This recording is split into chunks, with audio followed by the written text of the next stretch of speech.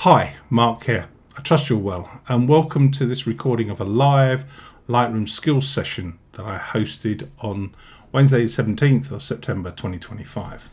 And in this session, we looked at the basic panel within Lightroom Classic, the tools that we could do, that we could use, and when and where and how, and my workflow of how we use these tools.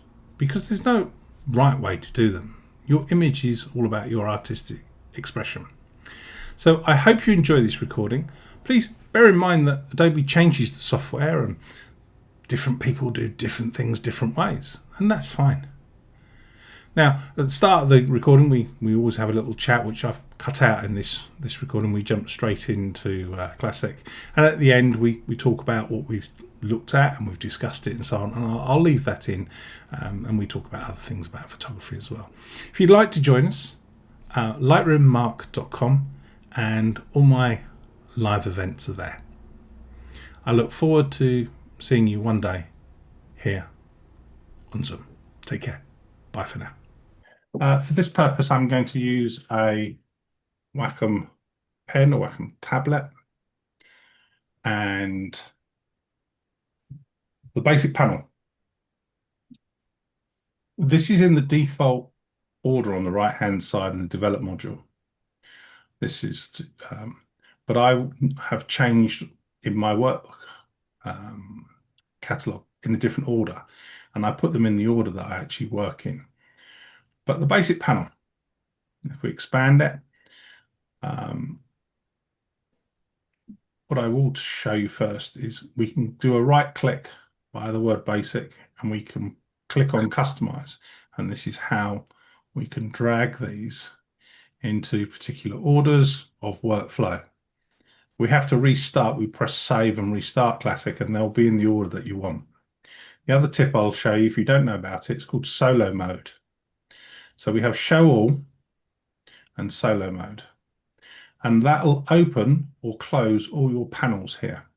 And you can press right click by the end of any word and turn on or turn off solo mode. And this is what solo mode does. Gosh. Okay, and it's about saving your screen real estate. So as one you open, the other one closes. So that's quite a little handy little, if you're on a laptop or something like that, you can show all, expand all, collapse all, but solo mode will allow you just to go one panel at one time and it will close the preceding panel. If you want two panels open, just hold the shift key down and we have two panels. And if you take shift key off, you can close or open another panel. So this is the detail panel. If I hold shift, the basic panel will open at the same time. I can just go back to there. Okay, so let's start with the basic panel and the histogram, because that reflects into the tone panel. This is an image from Cardiff that I took on a photo walk that I hosted. I took it with a Nikon ZF and just some street photography. It was taken with a 20mm, if I remember rightly, 1.8, and I just shot it from the hip. So ZF was taken with, and if I press I shot at 1,000th of a second, f5.6, 1000 ISO. So this would have probably been, I would have probably shot manual, 1,000th of a second, 5.6 with auto ISO, 35mm 1.8, and that was the image that I got. I do use autofocus, face ID detection, and as I was walking towards them, it's a series of images, the camera would have selected the faces, and that's how I got a pin sharp image. So, basic panel. Histogram. Does everyone know what a histogram is? No? Yes? Yes? No? Histogram is a bar graph of light. You have, if this was black and white image, you just have grey, but we have red, green, and blue. And these are values. If you think of this bar, we go back to maths at school, this is a bar graph. 0, 0 is bottom left-hand corner, 255 is pure white, and 100 at the top. So this is 0, to 100. This is 0 to 255. And depending on whether color or exposure, so this image is quite dark and the colors are quite dark. This is the dark part of the histogram. As we hover over a histogram, you can see it says light, shadows, blacks, whites, and highlights.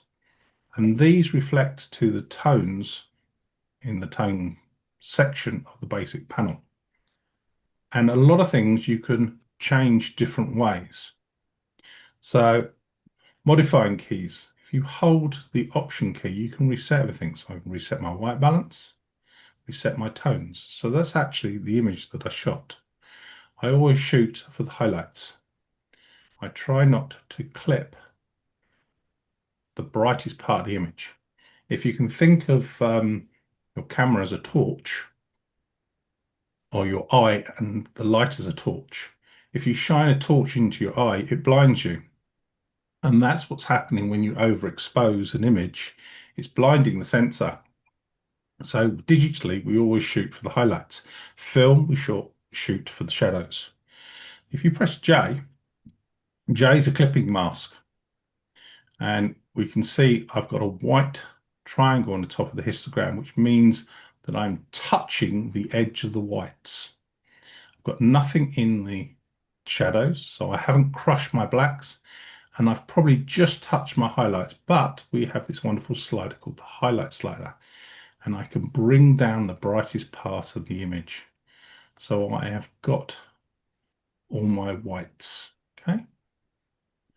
That then means all these colors, red, green, and blue, and the tonal value of exposure. I have gone shopping for all my ingredients. I talk about food a lot in our support time together because people understand ingredients are food. And these are ingredients of light, ingredients of color. And because I haven't blown out my highlights, because I haven't crushed my blacks, I'm going to do that in post-processing. I can cook the meal because I have all the ingredients, and the meal being the image. So, basic panel. Top section is we can have auto, which is what Classic will do, what it thinks it can do. We have black and white, which will literally take the color away.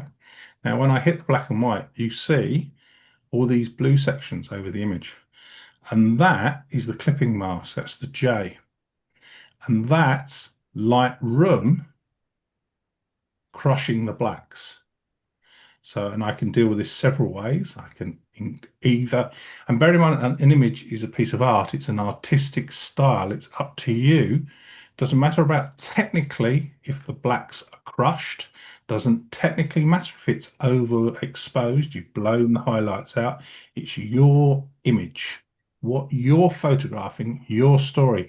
And the technical side of it is realistically a load of garbage. But we have to start somewhere.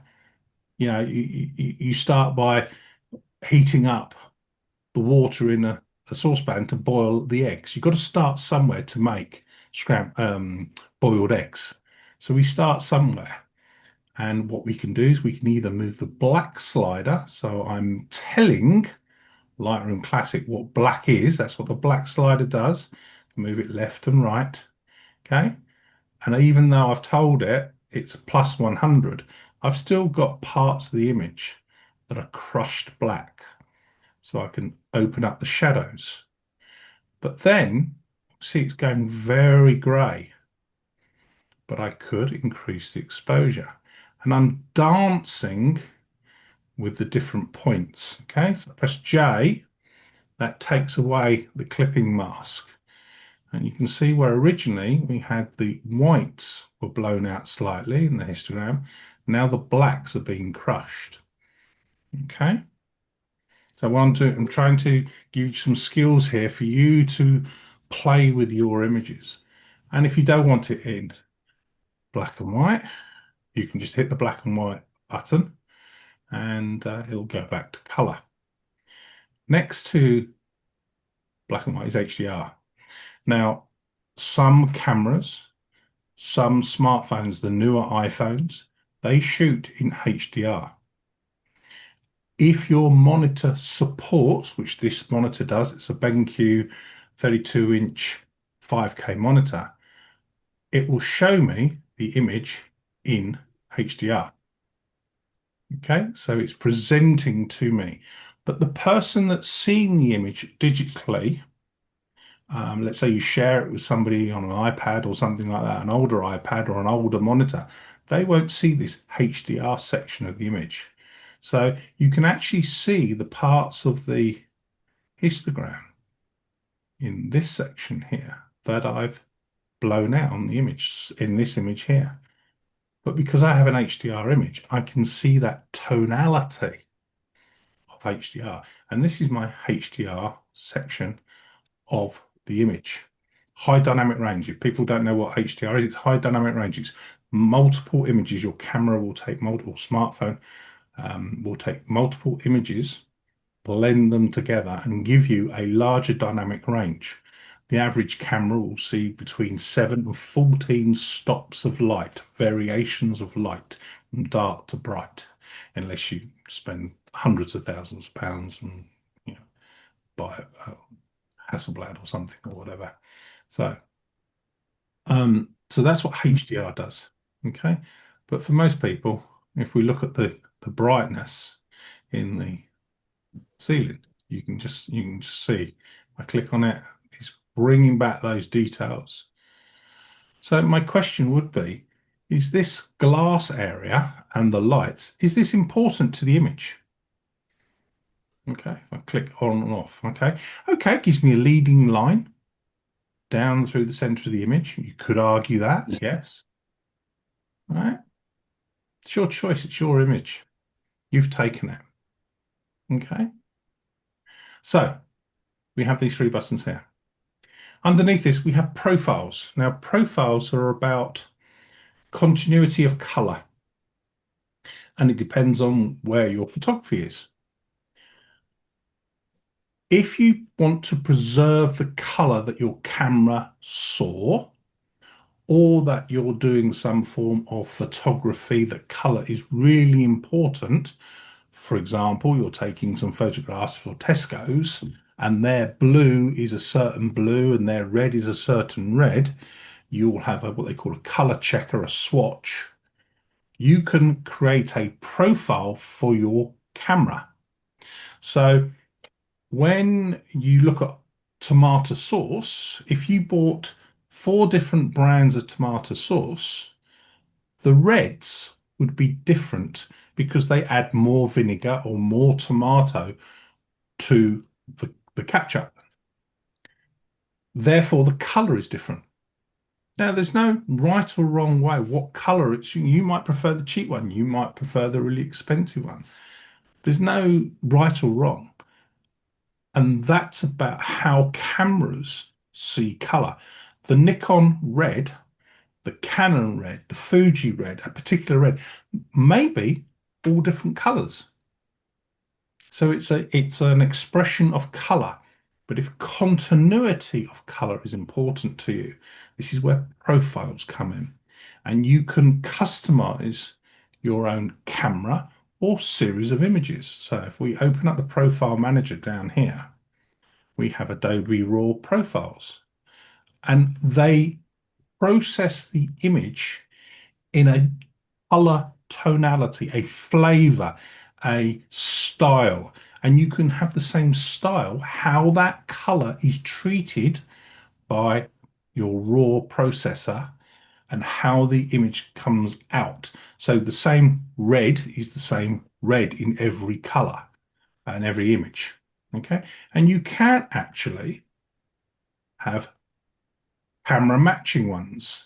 So Adobe have made lots of camera matching ones, and you can actually, and I haven't in this catalog, I've got a profile for this camera because sensors are different.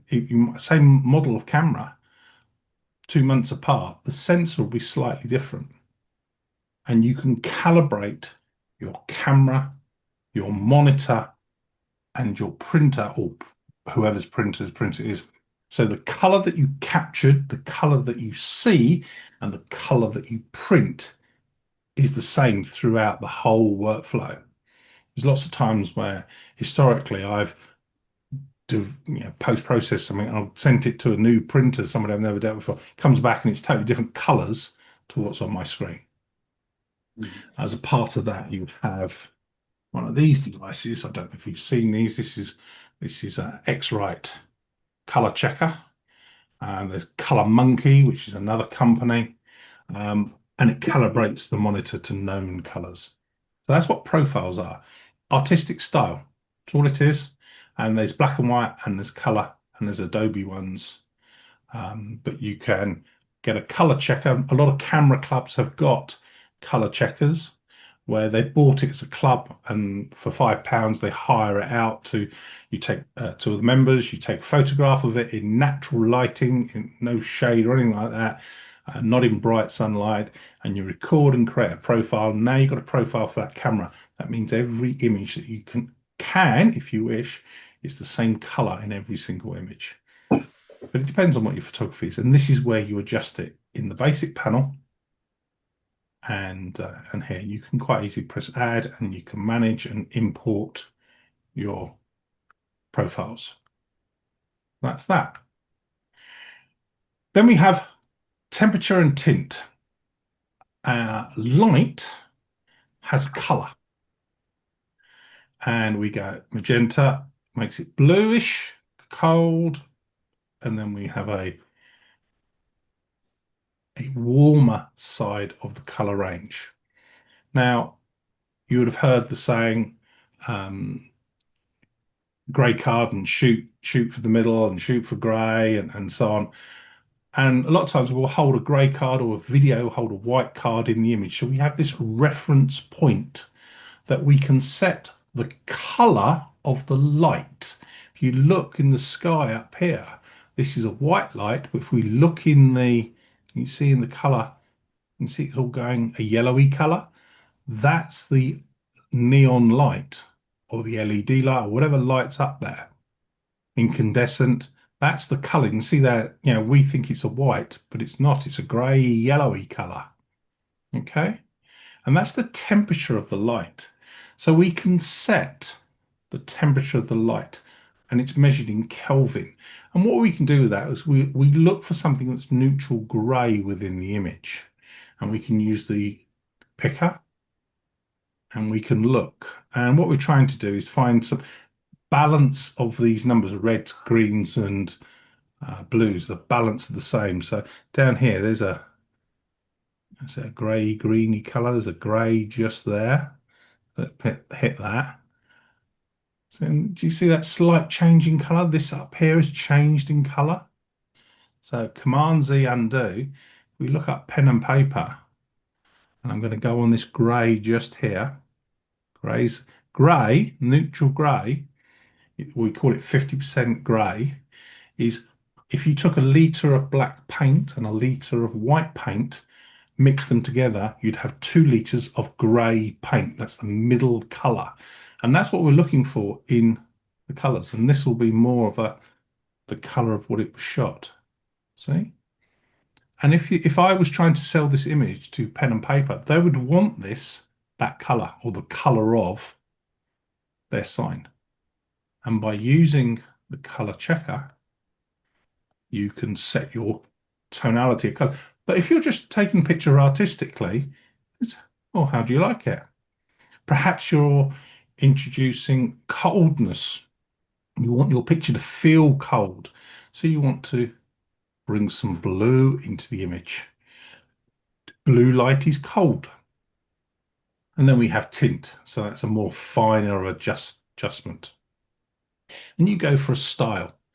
And this is where Lightroom Classic and Lightroom are very good. You can create what they call virtual copies.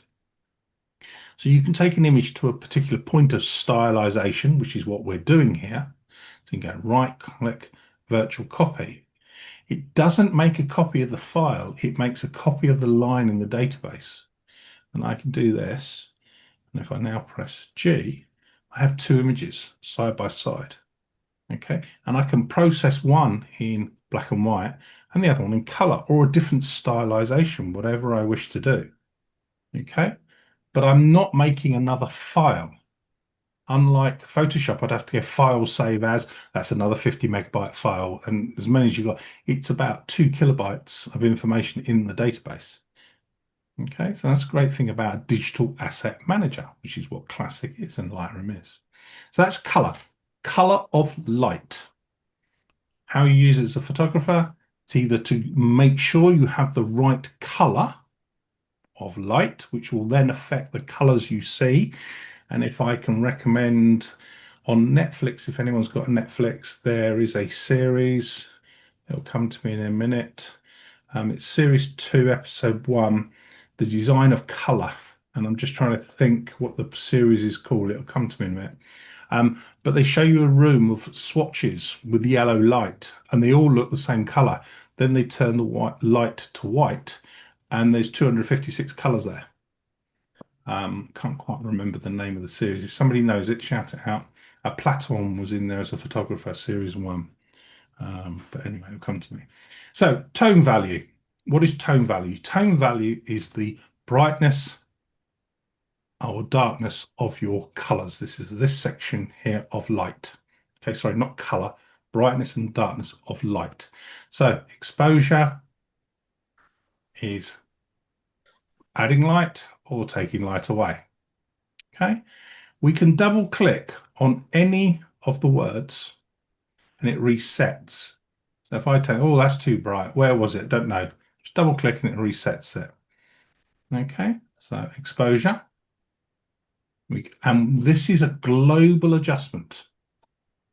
Okay, I can do the same thing. If I come up to the histogram, I can take a value in the histogram, this value here, just anywhere, and I can push to the right. You can see it's moving the histogram slider, sorry, the tonal slider, but it's also moving the histogram, and it's adding 3 dimensions to the colors. Okay, the red, greens, and blue, as well as the light. And I can do that in any of the 5 sections. So go to the blacks, I can push the blacks to the right. Okay. Or again, any of these down, the numbers down the side. Numbers mean nothing realistically to me, but I can type a number in there. At the moment, we're plus 0.95. It's a point of reference. I could go plus 2. Okay, made it brighter. It's 2 stops of light. Command Z to undo, it's gone back to 0.92. Okay.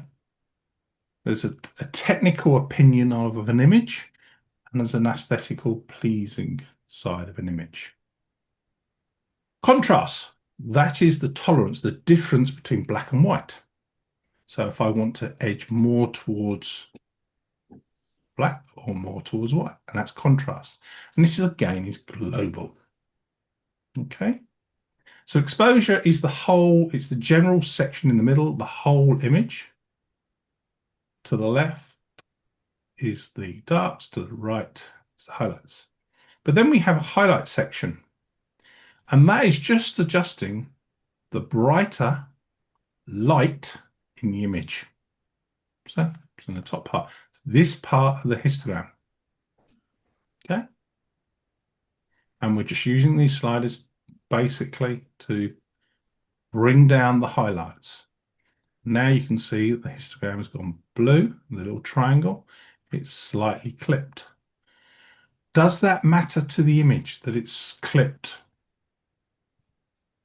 I would argue no. Doesn't matter if it's crushed the blacks.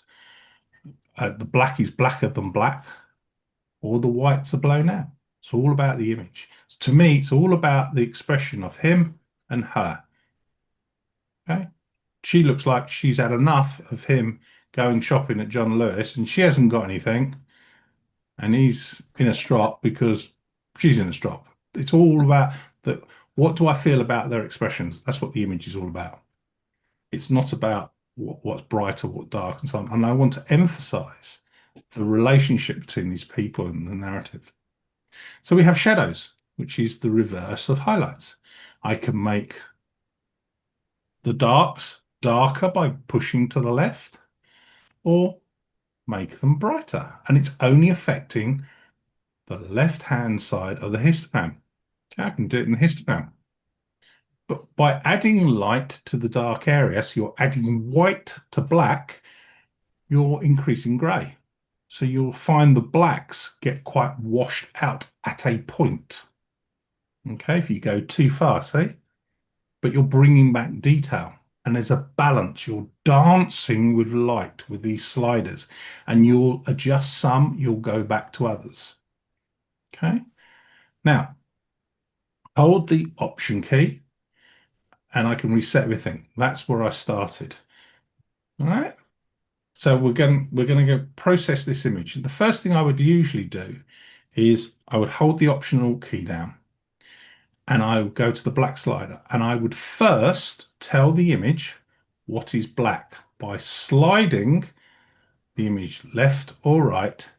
And what I'm doing is I'm just technically, by using the black slider and pressing the Alt key, what is black. And the same with white. See, I'm pressing the Option key down.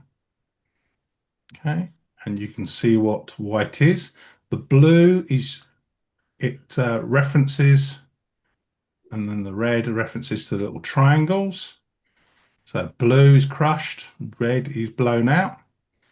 Okay. Now, I would argue these windows got nothing to do with the image.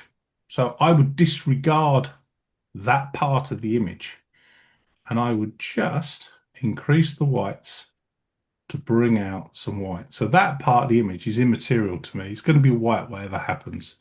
So I just push the whites to the right to start with. And now I start looking at my shadows. So I open up my dark parts. I might bring down my whites. I might open my white, and I will slide them backwards. But what do I like? Increase the exposure slightly. Look at the colors. Get the color right, sliding it. Did you know 70% of male are colorblind to red and green? Okay, so that's a bit green to me. I'm just going to bring it down slightly. Okay, so I will dance between open up the highlights a bit more, bring them down. Okay, this is all globally.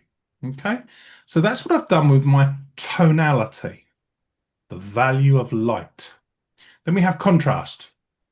Again, I'm going to press the Option key, going to reset my contrast. Look how flat that looks, because we shoot raw, an image is unprocessed.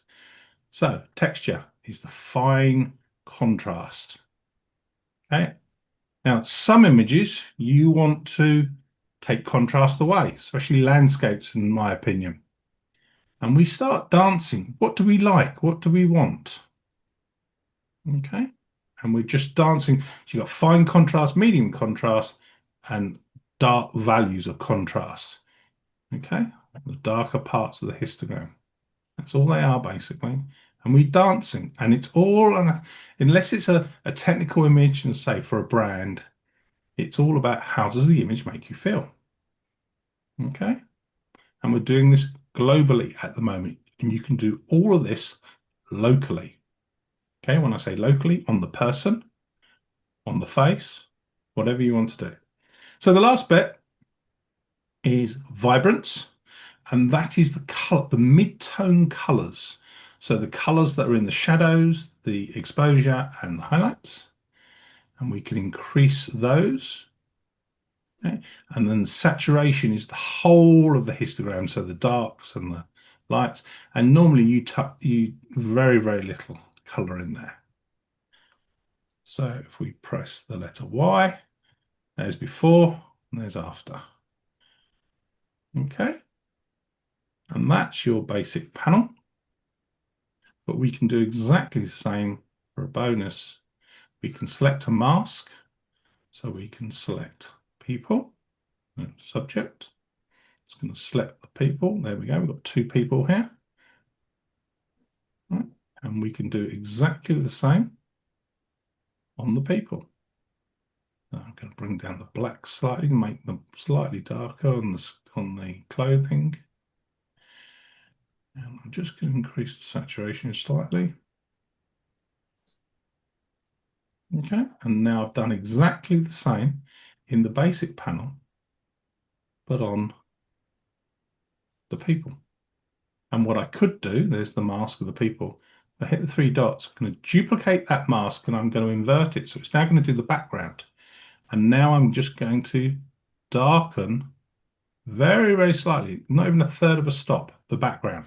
So the people pop off. I'm darkening the background, I'm lightening the subject, I'm putting separation of light between my subject and the background, just like we would use depth of field for focus. And we could do that in the lens blur panel. We could more take out focus out of the background. And there we go. So, any questions? Get rid of this. How did you, when you pressed Y, it came up double. When I press Yeah. Y, the single image goes before and after. How can you have it automatically come up as a double? Okay, so the Y is before and the after. So the before is when you take your image. So let me just But I change. have I have to click on the two Y's down at the bottom Yeah. to have them side by side. So you got your active image in the develop module. Yeah, Yeah. And then you just press Y. right. And have you done any edits to the image? That's the first thing. Yes, Yeah. but that single image is split in half. It's not Ah, two separate okay. images. So down in the corner, you've got you can Right. choose. There's a little drop down menu. You can Yeah. choose. You can have half the image at the top before and at the bottom the after, or you can change left to right, or you can have the two images side by side. And you can do that in candidate mode as well. And then that does become the default. So when you press on Yeah, Y, it it'll be stays the left same. and Yeah. right. Yeah. Okay. So Thank you. there we go. Let me see if I can do this again for you.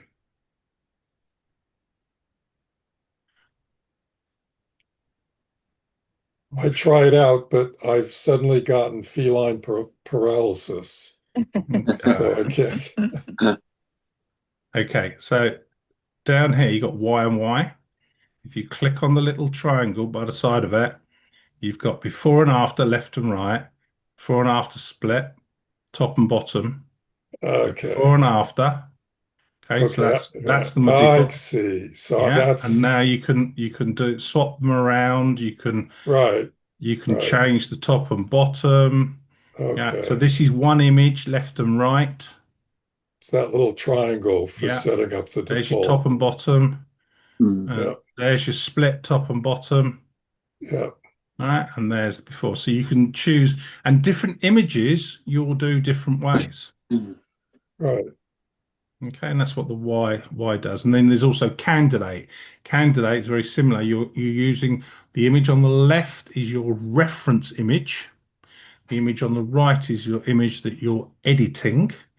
So that's when you normally want to get the images looking the same.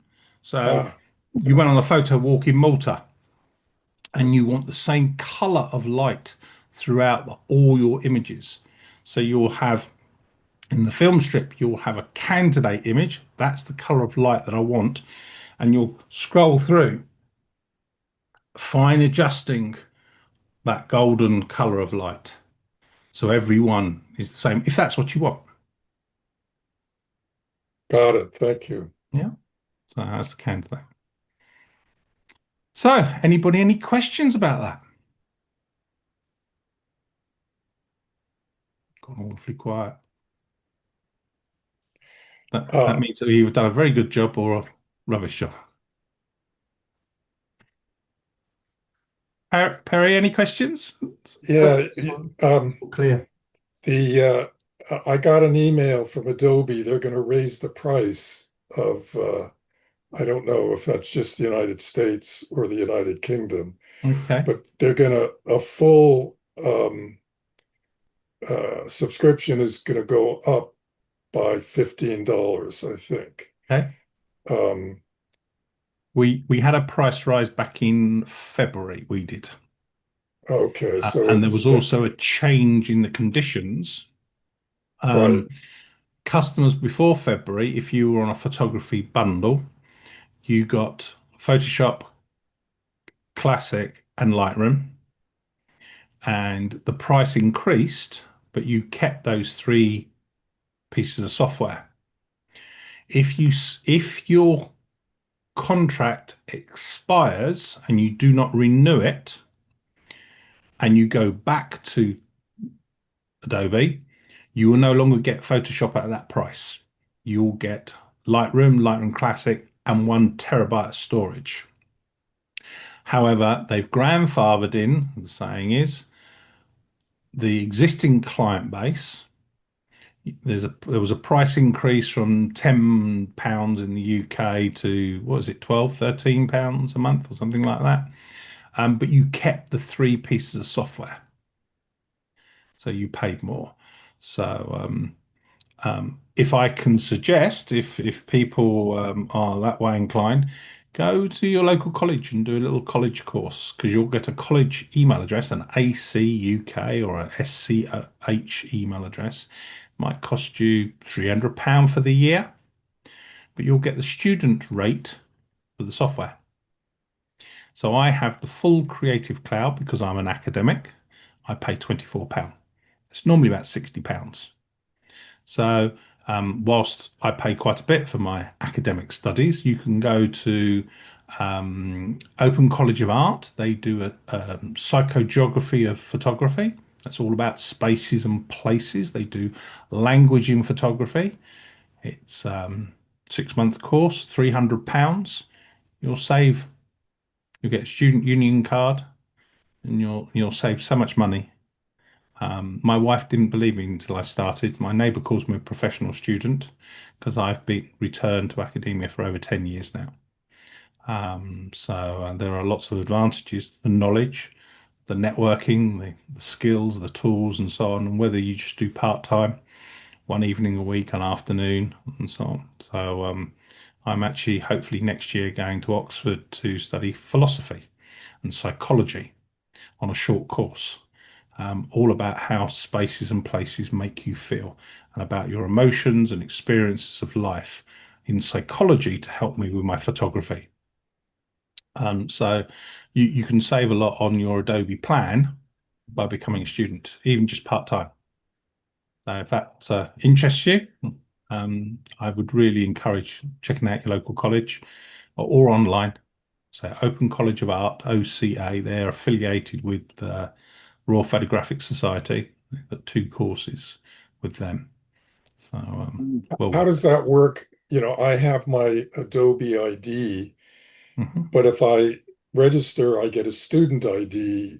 How do I carry over all my stuff from my Adobe You, ID? yeah. So what you do is you contact customer support with your student ID or your student letter, and they will then move you to a student or an academic plan. So they'll move you to that. Either give you a credit if you've paid for the whole year in advance, pro rata, or extend your license or whatever to the monetary value. Okay. So, but yeah, Well, there's different ways. what they're gonna do in the US is your Creative Cloud, when it renews, it'll be automatically Creative Cloud Pro, Hmm. but you can downgrade to Creative Cloud Standard, which I Okay. think only goes up like $5 or $10 a month, whereas the Pro goes up, I think, 20 a month.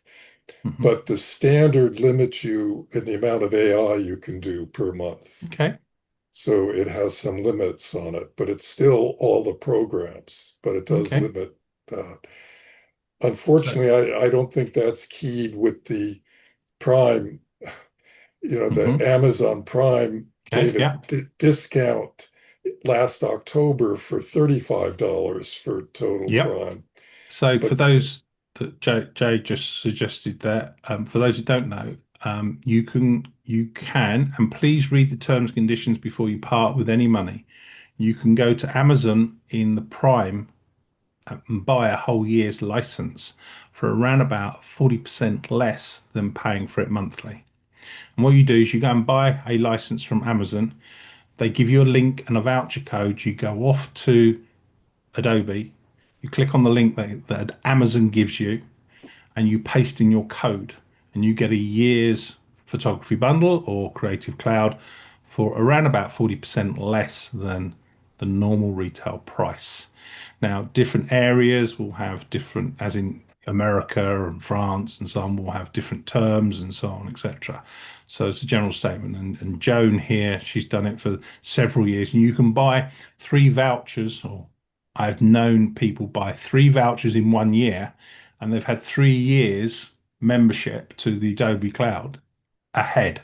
So they bought it today, it would expire in 2028 or something like that. So they'll pay £150 for 3 years, and rather than paying £120 for 1 year. So, but on Amazon Prime that is. But do read the terms and conditions, because I don't know where you are, and Amazon and Adobe love to change the terms, but that's always happened in the past. Okay. So anyone got any questions? No? Did you find it helpful? Yep. Yeah. So we're going to do the same next week, if I remember rightly. It's on Eventbrite, but we're going to do it on a web browser, and we're going to do it on an iPad and an iPhone. And I'll show you how that then integrates with Classic.